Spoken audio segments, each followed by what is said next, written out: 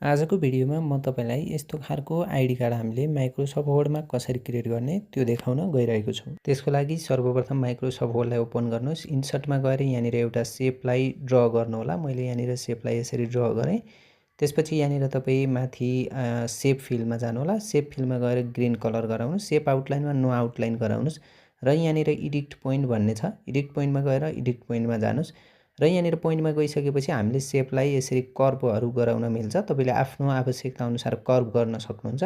त्यसपछि मैले यसलाई कपी गर्छु, कन्ट्रोल सी गरेर कपी गरेको छु र यसलाई तपाईले कन्ट्रोल भी गरेर पेस्ट गर्नु होला। डुप्लिकेट बनेको छ। त्यसपछि यहाँनिर यसको फिल कलर चाहिँ मैले एडजस्ट गरेर अर्कै कलर दिनेछु। यो तलतिर जुन तल छ त्यसलाई म अर्कै कलर दिन्छु। अलि यो कलर दिएँ। त्यसपछि मैले यसलाई एडजस्ट गरेको छु र म फेरि अर्को शेप लिन्छु। यहाँनिर तल बनाउनको लागि यहाँनिर मैले शेप ड्र गरेँ। त्यसपछि यसको पनि हामीले अघि गरे जस्तै शेप फिलमा जान्छौँ। नो आउटलाइन गरिदिएँ। शेप फिलमा गएर यो ग्रीन कलर चुज गरेँ। यसको पनि यहाँनिर एडिट पोइन्टमा गएर यसलाई पनि मैले केही डिजाइन दिन्छु। यहाँनिर डिजाइन दिनको लागि म एडिट पोइन्टमा गएर यहाँनिर यसरी तानेर यसलाई म एडजस्ट गरेँ।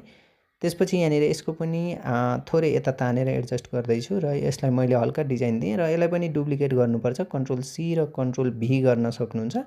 यहाँनिर कन्ट्रोल सी र कन्ट्रोल भी गरेँ। त्यसपछि मैले शेप फिलमा गएर यसको अर्कै कलर दिन्छु र यसलाई म एडजस्ट गरिसकेपछि यहाँनिर यतातिर हेर्नु त यहाँनिर गएर तपाईँ सेट ब्याकग्राउन्ड गर्नुभयो भने त पछाडि जान्छ। त्यसपछि यसलाई थोरै माथि ल्याउनु भयो भने यसरी पछाडि देखिन्छ। यसरी तपाईले हल्का यो डिजाइन गर्नुभएको छ र शेपमा गएर फेरि एउटा तपाईले सर्कल लिन सक्नुहुन्छ फोटो राख्नको लागि। मैले यहाँनिर सर्कल लिएको छु।